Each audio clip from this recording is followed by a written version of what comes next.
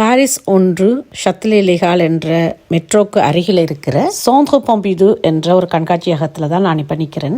எனக்கு பின்னுக்கு இருக்கிற இந்த காட்சி என்னவென்று சொன்னால், ஒரு காரை நசுக்கி செய்யப்பட்ட ஒரு சிற்பம் என்று சொல்லலாம். இப்படியான அழகான சிற்பங்களையும் விதவிதமான சிற்பங்களையும் கண்டு கழிச்சு கொண்டிருக்க அடுத்தடுத்த மாடிக்கு செல்றதுக்கான வாய்ப்பு கிட்டியது.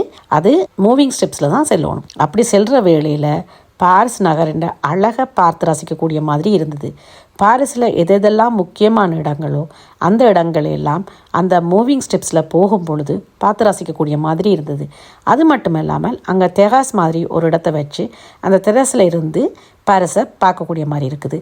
1ஆம் மாடி 2ஆம் மாடி என்று பார்க்கும் பொழுது ஒரு பக்கம் இரு பக்கம் என்ற 2 பக்க பாரிஸ் நகரின் அழகையும் பார்த்து ரசிக்கக்கூடிய மாதிரி இருந்தது. ஈஃபில் டவர், மொம்பனாஸ் டவர் என்று சொல்லி எல்லா விடயங்களையும் அந்த இடத்துலேருந்து பார்க்கக்கூடியதாக இருந்தது.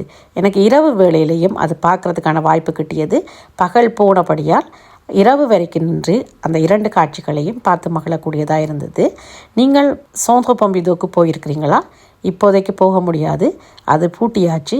இனி பப்ளிக்கு இன்னும் 5 வருஷம் கழித்து தான் திறக்க போகிறாங்க.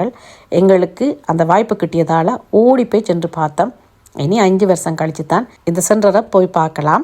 அதற்கு பிறகு அந்த சென்டருக்கு முன்னுக்கு இருக்கிற வீதிகள் எல்லாம் உலா வரும் பொழுது மிக அழகான ஒரு நகரமாக அது இருக்குது.